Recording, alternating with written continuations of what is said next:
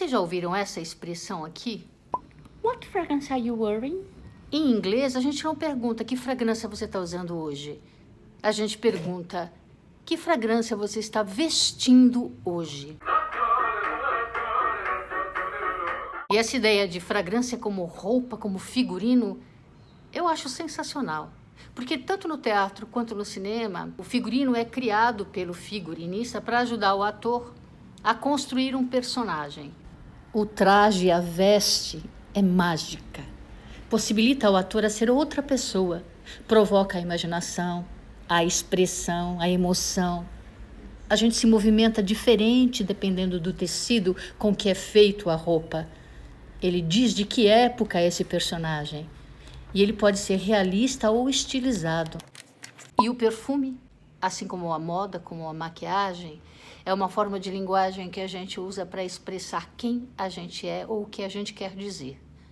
Se a gente considerar que nós somos incompletos e somos seres em evolução, cada dia a gente é de um jeito. É como se a nossa personalidade tivesse várias facetas. Essa ideia de perfume como figurino é muito interessante. Eu vejo uma roupa em alguém e compro para mim, não me cai bem. Com perfume acontece a mesma coisa. Quando a gente compra e põe, a gente veste esse perfume, ele não nos serve, não é o nosso tamanho. Por isso que é sempre importantíssimo a gente provar na pele o perfume que a gente gosta. Partindo desse gatilho de moda, então, a gente vai falar de um conceito que, na verdade, a gente vê muito na moda, que é o conceito de sobreposição. Esse conceito de sobreposição em camadas vem do Oriente Médio. Esse ritual consiste no seguinte: a mulher toma um banho, seca o corpo, incensa tudo com uma fumaça, com um cheiro de úde. Depois ela passa um creme perfumado no corpo, porque a pele hidratada retém melhor a fragrância. E depois ela vai combinar 2 fragrâncias ou 3 fragrâncias para fazer uma assinatura. Acho muito interessante esse conceito vir do Oriente Médio. A moda muçulmana exige que as mulheres usem um vestido preto de mangas compridas que cobre todo o corpo, chamado abaya. Os cabelos também devem ser cobertos com um véu, e esse véu pode ou não cobrir o rosto. E algumas mulheres usam burca também. Imagina, se todo mundo tem que usar a mesma burca, supondo, sendo que aparecem só os olhos. Uma forma de você se destacar dessa multidão de mulheres de burca é pelo cheiro. As mulheres criam fantasias olfativas, criam pessoas diferentes. E isso vai distinguir você de uma outra mulher.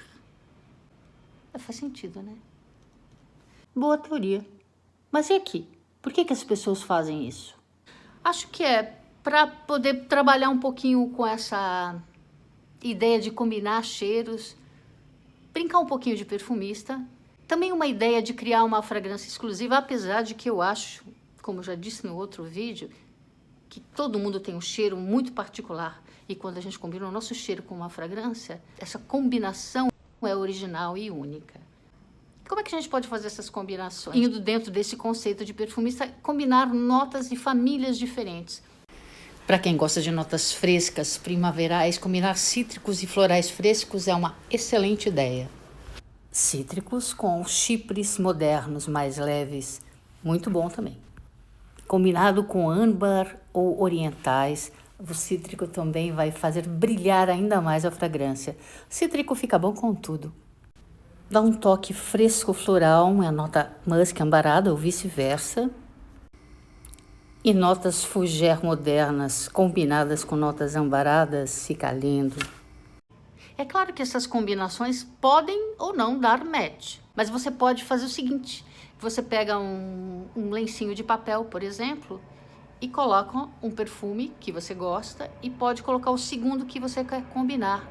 E perceba como isso cheira, qual é a percepção que você tem dessa combinação. E aí você usa no seu corpo, você pode perceber como fica em você. E se, por exemplo, eu combinar um desodorante com um cheiro marcante, com um creme com um cheiro marcante, com um perfume que tem um cheiro marcante? Olha, devo dizer que pode ser que fique muito ruim. Pode ser que não fique muito ruim. Mas pensa o seguinte, aí eu vou falar como perfumista. O cria uma composição super equilibrada, harmônica, que tem uma performance perfeita para o fim ao qual ele se destina. Eu digo isso porque a fragrância perfuma não só a colônia, mas shampoos, loções cremosas, sabonetes, amaciantes e por aí vai, né? Porque afinal, se você paga carésimo num perfume, você quer que ele faça solo, né? Que ele apareça. E você pode combinar um ou outro para fazer um detalhe, para modificar. Mas, acima de tudo, você sabe que continua sendo aquela fragrância que você tanto gosta, com um toque diferente. Eu vou confessar uma coisa para vocês. Eu, como perfumista, achava um sacrilégio misturar uma fragrância maravilhosa, como, por exemplo, o Chanel 5, maravilhoso, com qualquer coisa. Porque para mim é uma obra de arte. Mas a gente cresce, a gente vai aprendendo que mito é uma roubada. Mas um dia eu mordi a minha língua. Eu combinei o meu Light in Blue com umas delícias que eu tenho aqui em casa. Eu adoro Light in Blue, eu e todo mundo. Então, às vezes, eu queria modificar ele um pouquinho. Então, eu combinava o meu Light in Blue com uma nota cítrica, uma fragrância tipo Splash Cologne que eu tenho aqui. Tem uma outra fragrância que eu tenho, uma combinação de cedro com sândalo. Ficava excelente, harmonizava muito bem com o Light in Blue. E, às vezes, a gente compra uma fragrância e acaba, parece que faltando alguma coisa e dá para temperar também. Eu digo o seguinte, faça tudo uma vez na vida. O que você gostar, você repete. O que você não gostar, você tica. Mas a gente tem que experimentar. Até mesmo para concluir que aquela fragrância é perfeita. Não tem como fazer ela ficar melhor.